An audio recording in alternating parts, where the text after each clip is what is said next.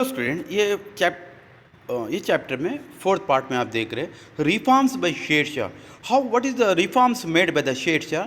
So Sher Shah ruled for 5 years over Delhi. He introduce many reforms in this short period. Okay, short span of time.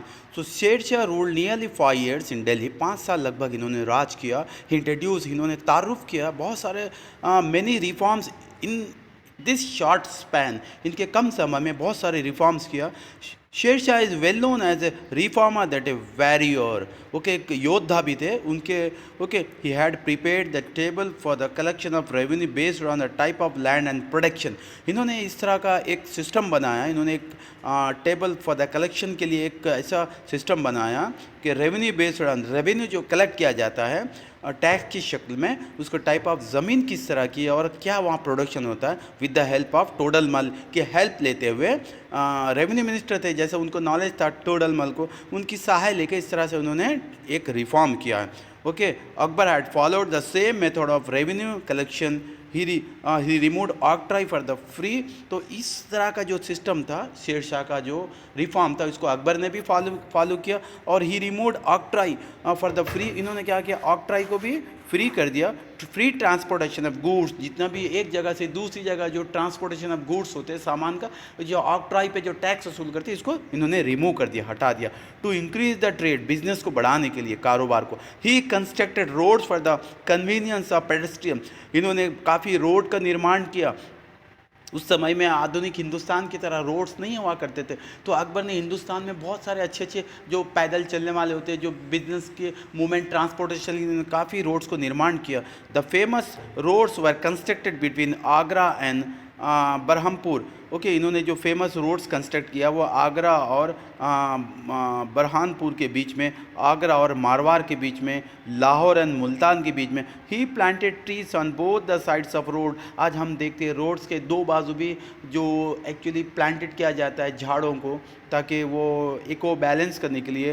तो ये उस समय में इन्होंने इस तरह का काम को अंजाम दिया. ही कंस्ट्रक्टेड इंस and guest houses also on the highways. आज भी हम देखते हैं हाईवेज पे बहुत सारे होटल्स होते हैं, बहुत सारे गेस्ट हाउस होते थे, ताकि जो मुसाफिर के लिए वहाँ पे आराम कर सके. उस तरह से इन्होंने, ये अकबर की देन है हिंदुस्तान में. तो अकबर ने इस तरह के गेस्ट हाउस, होटल्स को उस ज़माने में इंस को निर्माण किया, कंस्ट्रक्टेड करते थे. He had setup mint houses to mint uniform silver coin. जब सिल्वर कॉइन्स होते थे को मिंट करने के लिए, उसको छापने के लिए इन्होंने कई सेटअप किया. He was very strict about the discipline of the army. ये एक्चुअली इनकी एक ट्रेड थी, इनकी एक क्वालिटी थी. He was very strict about the discipline of the army. फौज के अंदर में डिसिप्लिन होना, इसके लिए ये बहुत स्ट्रिक्ट थे. He had strictly order the army not to harass the villagers and not to destroy crops while marching. और इन्होंने कहा जब भी युद्ध होती है, जंग होती है या कुछ भी होती है, उस समय में इन्होंने ऑर्डर देते थे सैनिकों को कि क्या to not harass the village, गांव के लोगों को नहीं सताना चाहिए, and not to destroy crop, जितने भी फसलें उसको डिस्ट्रॉय नहीं करना चाहिए. इनका स्ट्रांग हुक्म था. While marching, local police officer was responsible to book the criminals during his period. इसके समय में जो लोकल ऑफिसर होते थे, पुलिस कहा सकते थे, वो जितने भी लोकल क्रिमिनल्स होते थे उनको अरेस्ट करना, उनको पकड़ना इनकी जिम्मेदारी होती थी ड्यूरिंग इनके समय में. Sher Shah himself was very active. He motivated others also by keeping them on their heel. तो शेर शाह भी एक मजबूत, अच्छे, मतलब कह सकते थे कि हिस्ट्री के अंदर में हिंदुस्तान के अच्छे एक हुक्मरान थे. वो खुद अपने आप स्ट्रिक्ट थे, एक्टिव हुआ करते थे. ही मोटिवेटेड, दूसरों को प्रोत्साहित करते थे by keeping them on there heels, वो हमेशा अच्छे राज करने के लिए. यहाँ पे देखते हैं शेर शाह इंस्पेक्टिंग हाईवे. जैसा हम देखते शेर शाह किस तरह से हाईवे को इंस्पेक्ट करे, चेक करे उनके समय में. नेक्स्ट यहाँ पे देखते हैं, नेक्स्ट क्या है, Chittor. There was frequent struggle between Mughals and Sisodia Rajputs के बीच में, मुगल्स और सिसोदिया राजपूत के बीच में हमेशा स्ट्रगल होते थे. ओके, जद्दोजहद होता था. Chivalrous Sisodia Rajputs were not ready to accept the Mughal supremacy. वो इनका जो मुगल सुप्रीमेसी थी, इनके रूल को, इनके जितने लीडर्स को, ये लोग एक्सेप्ट करने के लिए नहीं थे. दे फॉट अगेंस्ट अकबर हेरोइकली, इन्होंने बड़े हिम्मत से अकबर के साथ फाइट किया करते थे। Maharana Pratap was specially noted for his bravery. यहाँ पे राजपूत जितने भी रूलर्स थे, इसमें जो महाराणा प्रताप थे, इनकी जो हिम्मत को दाग दे सकते हमेशा ये अकबर के साम्राज्य को एक्सेप्ट नहीं करते थे हिंदुस्तान में। Among the rulers of Sisodia dynasty के जो रूलर्स थे, Maharana Pratap was the one who fought continuously till the end with Akbar. इनके लास्ट सांस तक इन्होंने युद्ध अकबर के साथ युद्ध किया करते थे। Akbar wanted to set up his rule in Mewar. Akbar दरअसल क्या अपने साम्राज्य को मेवाड़ में एस्टैब्लिश करना चाहते थे। For that there were many battles fought between Mewar and Delhi. इसके मेवाड़ और दिल्ली के बीच में इसके कारण काफ़ी युद्ध हुए। Among them the battle of Haldighati, वो जो हल्दीघाटी या युद्ध का नाम है यहाँ पे हुई है, is considered to be the most important battle. ये दो एक इनके जो बीच जो युद्ध हुआ ये बहुत इंपॉर्टेंट बैटल कहा सकते हैं। Akbar had a well equipped huge army with modern weapons. Akbar की जो फौज थी बड़ी अच्छी थी, बड़े अच्छे होनहार सैनिक थे, फेथफुल जनरल्स और फेथफुल सोल्जर्स थे, और उनके पास काफ़ी एडवांस वेपन्स थे उस समय के।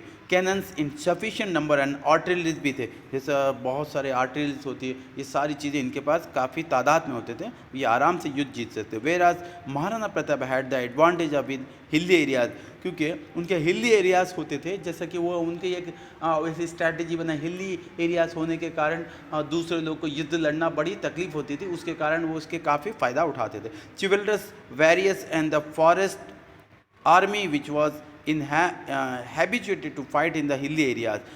तो ये हो गया इनके एक ये इससे फ़ायदा उठाया। Next, in front of the lakhs of soldiers of Mughal only 22 to 22,000 soldiers fought bravely. In front of the lakhs of soldiers of Mughals के जो लैक्स ऑफ सैनिक हुआ करते, लाखों में सैनिक होते थे, ओनली उस समय में 20 से 22 हज़ार सोल्जर्स फॉट ब्रेवली। ये राणा प्रताप के बड़ी हिम्मत से युद्ध करते थे। इन द बैटल ऑफ हल्दीघाटी, जो युद्ध हुआ था Haldighati, Maharana Pratap and his horse Chetak, जो महाराणा प्रताप का घोड़ा एक था वो चेतक था, बड़ा मशहूर घोड़ा होता था, attend martyrdom.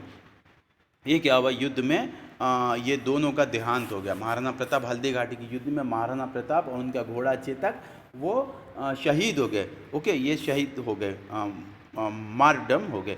The horse Chetak was trained, Chetak moved according to wish of the Maharana Pratap. Actually इसको इस तरह का ट्रेंड किया गया, एक घोड़े को नाम था चेतक, महाराणा प्रताप का मशहूर घोड़ा, वो इस तरह से ट्रेंड किया गया, जैसा वो कह सकते थे वो युद्ध में बड़े हिम्मत से घुस जाता था, वो डरता नहीं था, उसको इस तरह से बेहतरीन अंदाज में ट्रेंड किया गया Maharana Pratap in the battle field. Next क्या हो गया कि Chetak moved according to the wish, उनके मुताबिक वो घोड़ा आगे बढ़ता था महाराणा प्रताप के। When the battle of Haldighati was at its peak, जब ये अंत में था, Chetak jumped high to the reach the litter of elephants when Maharana Pratap ordered. One noteworthy incident is that Maharana Pratap threw spears on senapati but saved him. Next, there are many such incidences which were note worth in the battle of Haldighati में बहुत सारे ऐसे हादसे ये तारीफ़ काबिल है। ये घोड़ा कह सकते थे हाथी के ऊपर कूद जाता था, ओके, इस तरह से इतनी इसकी हाइट होती, इतना जंप करता था, इस चीज़ की खसूसियत और ख़ासियत है। Okay, next, it is believed, ये माना जाता when Maharana Pratap was injured, जब ये घायल हो गए थे, one of his leaders had one the crown of Rana Pratap and distracted the Mughal soldiers. His horse Chetak took him away from the battlefield. Much such incident of Rana Pratap and Akbar were mentioned in the history. Next, Maharana Pratap lost the battle with Akbar. Maharana Pratap युद्ध हार गया अकबर के, but he did not give up. लेकिन वो छोड़ा नहीं है. He was steadfast. वो एकदम जिद्दी थे, एकदम अपने इरादे में अटल थे, मजबूत थे. He wandered in the forest. जंगलों में घूमते रहे. फेस्ड मेनी डिफ़िकल्टीज, बड़ी मुश्किलात को झेलते रहे, but did not give up against Mughal, लेकिन मुगल्स के सामने वो अपना झुके नहीं है। Okay, Rana Pratap again form the army, तो महाराणा प्रताप फिर से युद्ध को अगेन उन्होंने अपनी फ़ौज को खड़ा कर with the help of Jain trader, Jain जो थे जैन के जो बिजनेसमैन थे भमाशा, हु हेल्प मीन्स फिनेंशियली, उन्होंने पैसे के सारे फिनेंशियली इनको हेल्प किया राणा प्रताप को। And again fought against Mughals के साथ फिर से इन्होंने खड़ा हो गया युद्ध करने के लिए। Even all the forts except Chittor, सारे किले इन्होंने अपने अंडर में ले लिए चित्तौड़ को छोड़ के। ही वोड, इन्होंने शपथ लिया, till I get back Chittor, जब तक मैं चित्तौड़ को मेरे कब्जे में नहीं लूँगा, I will not sleep on bed, मैं बेड पे नहीं सोऊंगा। And kept it till the end, is kept okay, मैं जब तक मेरी सांस आखिरी मैं तब तक लड़ूंगा, इनका ये शपथ लिया इन्होंने। तो नेक्स्ट, तो ये हो गया स्टूडेंट्स, ये चैप्टर में आपने ये सारा सीखा है। So I hope you better understand this chapter. So thank you.